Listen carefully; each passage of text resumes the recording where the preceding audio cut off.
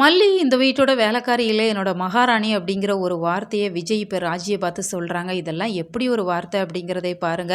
சாதாரண ஒரு மனுஷனா இருந்த என்ன மகாராஜாவா மாத்தி, என்னோட மகாராணியா இப்ப மல்லி தான் இந்த வீட்ல இருக்கிறா அப்படிங்கிற மாரி ரொம்ப ரொம்ப ஆணித்தனமா ராஜி கிட்ட சொல்றாங்க.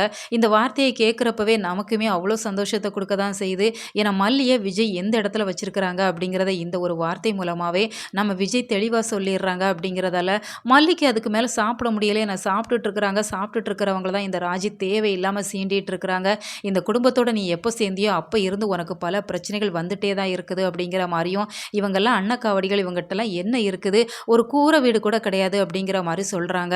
ஆனா விஜய் அதற்கு தக்க பதிலடி குடுத்துட்டே தான் இருக்கிறாங்க. மல்லி வேணா கையில பணம் இல்லாமலோ, சொந்த வீடு வாசல் இல்லாமலோ இருக்கலாம். ஆனா எப்போ என்னோட மனைவியா என்ன கல்யாணம் பண்ணிட்டு இந்த வீட்டுக்கு வந்தாளோ, அப்பவே அவ மகாராணி தான் அப்படிங்கிற மாரி சொல்லிட்டு இருக்கிறாங்க. ராஜி இவ்ளோ வார்த்தைகள் பேசுறாங்க அப்படிங்கிறதெல்லாம் இப்ப மயிலுக்குமே கொஞ்சம் வித்தியாசமா தான் இருக்கு அப்படிங்கிறதால நீங்கலாம் அத ஒண்ணும் பெருசா எடுத்துக்காதீங்க.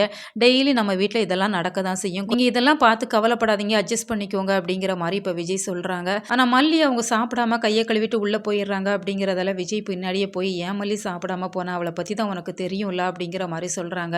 நான் அப்படி உங்களுக்கு என்னங்க பண்ணேன்? என்ன மகாராணி அப்படிங்கிற மாரி சொல்றீங்க அப்படிங்கிற மாரி கேட்கிறப்ப, நான் வீட்ல எப்போதும் போல வேலை செய்றேன். வெண்பவ நல்லா கவனிச்சுக்கிறேன். அப்புறம் எப்படி நீங்க என்ன மகாராணின்னு சொன்னீங்க? அப்படிங்கிற மாரி கேட்குறாங்க. உன்ன கல்யாணம் பண்றதுக்கு முன்னாடி என் கையில நெறைய காசு பணம் இருந்திருக்கலாம். ஆனாலுமே அந்த வாழ்க்கைய பத்தி நான் எதுவுமே தெரியாம, யோசிக்காம தான் இருந்தேன். ஆனா எப்ப நீ என்னோட வாழ்க்கைக்குள்ள வந்தியோ, அப்பதான் நான் என்ன ஒரு மகாராஜாவா நான் உணர ஆரம்பிச்சேன். ஸோ நீ எனக்கு மகாராணி தான் அப்படிங்கிற மாரி சொல்றப்ப 2 பேருமே ஹக் பண்ணிக்கிறாங்க. ரொம்பவே ஒரு எமோஷனலான சீனா தான் காமிச்சாங்க. ஸோ அப்கமிங் சீக்வென்ஸ் நிச்சயமா தரமானதா இருக்கும் அப்படின்னு நாம நம்பலாம்.